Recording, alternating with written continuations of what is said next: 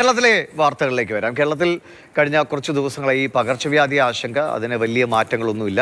ഇപ്പോഴും ഒട്ടേറെ പേർക്ക് ദിവസവും പനി ബാധ വരുന്നു, അല്ലെങ്കിൽ ഷിഗല്ല റിപ്പോർട്ട് ചെയ്യുന്നു.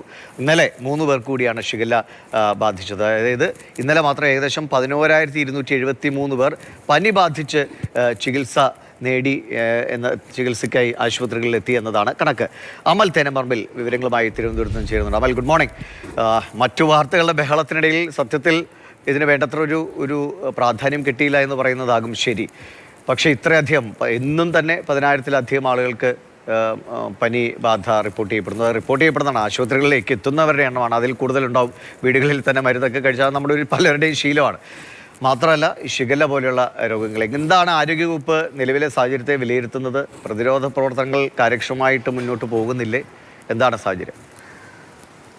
ദിവിഷ, 10,000-ന് മുകളിലാണ് മിക്കവാറും ദിവസങ്ങളിൽ പനിബാധിതരുടെ എണ്ണം. അതിൽ ഏറ്റവും ആശങ്കപ്പെടുത്തുന്നത് ഷിഗല്ല, ഡെങ്കിപ്പനി, എലിപ്പനി തുടങ്ങിയ പനികളുടെ വ്യാപനമാണ്. അതിൽ ഷിഗല്ല ഇങ്ങനെ നേരത്തെയൊക്കെ ഷിഗല്ല എന്ന് കേൾക്കുമ്പോൾ വലിയ ആശങ്കയായിരുന്നു, അല്ലെങ്കിൽ ഒരു ഷിഗല്ല കേസൊക്കെ റിപ്പോർട്ട് ചെയ്യുമ്പോൾ അത് വലിയ വാർത്തയായിരുന്നു. ഇപ്പോൾ അതൊരു വാർത്തയെ അല്ലാതായി മാറിയിരിക്കുന്നു. ഷിഗല്ല ഒരു സാധാരണ രോഗം പോലെ ഇങ്ങനെ പടർന്നു പിടിക്കുന്ന ഒരു അവസ്ഥയുണ്ട്. ഇന്നലെ 3 പേർക്ക് ഷിഗല്ല സ്ഥിരീകരിച്ചു. ഈ മാസത്തെ ഷിഗല്ല സ്ഥിരീകരിച്ച ആളുകളുടെ എണ്ണം 100 കടന്ന് മുന്നോട്ട് പോവുകയാണ്. 393 പേർക്കാണ് ഈ വർഷം ഇതുവരെ ഷിഗല്ല സ്ഥിരീകരിച്ചിരിക്കുന്നത്.